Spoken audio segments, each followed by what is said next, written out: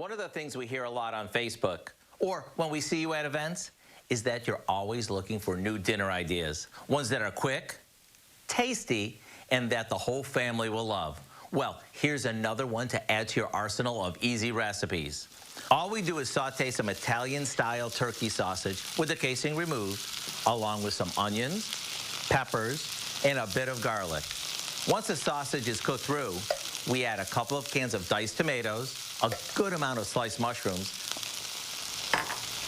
a bit of Italian seasoning, and a touch of salt and pepper.